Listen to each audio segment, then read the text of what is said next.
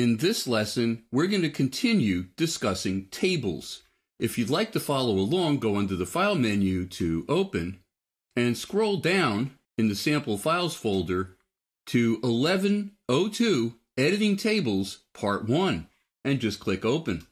We're going to format and edit this table. First, how do you select parts of your table? Well, I could just go to a cell and click and drag across the cell until the entire cell is highlighted. I could also do this. Go to the top of any column and I get a downturned arrow. I could click to select that entire column. I could also click and drag to select several columns. I can do the same thing with rows by going to the left side of my table, and when I get a right-turned arrow, if I click, I'll be selecting an entire row. If I click and drag, I'll select multiple rows.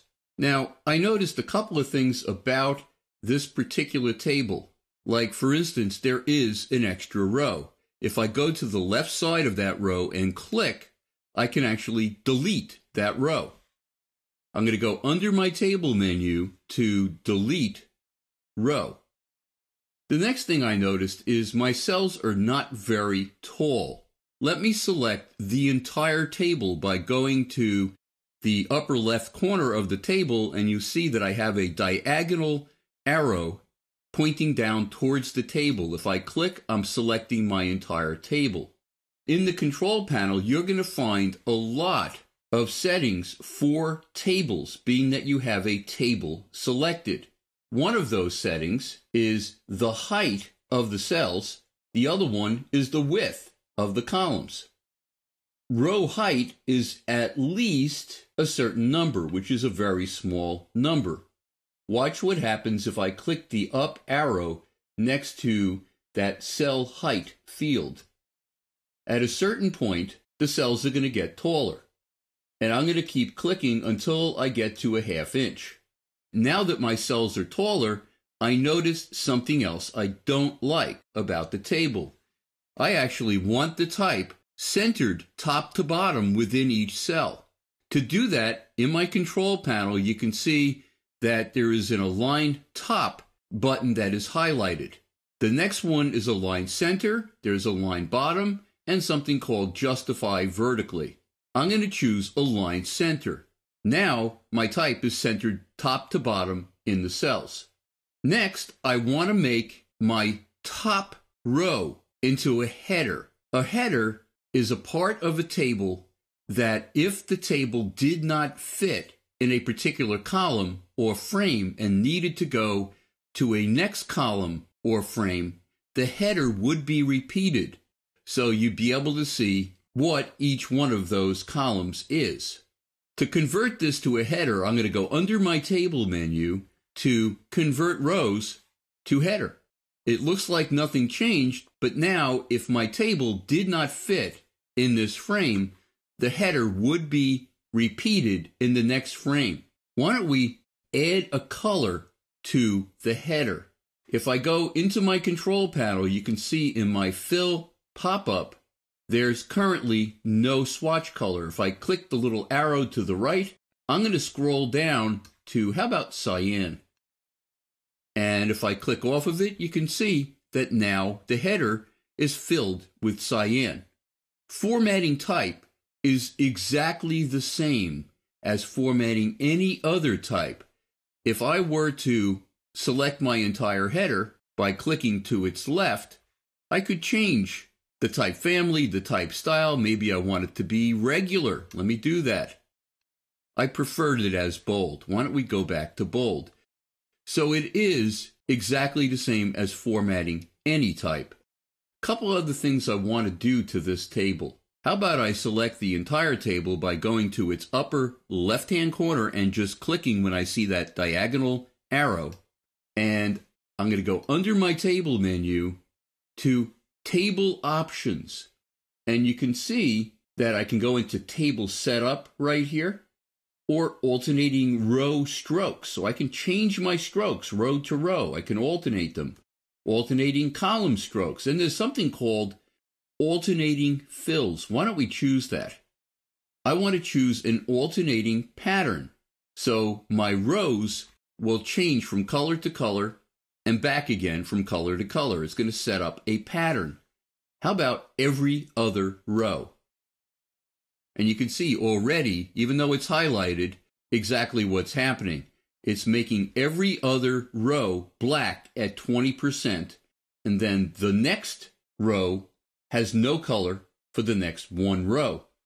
But what if I didn't want the first row to be black?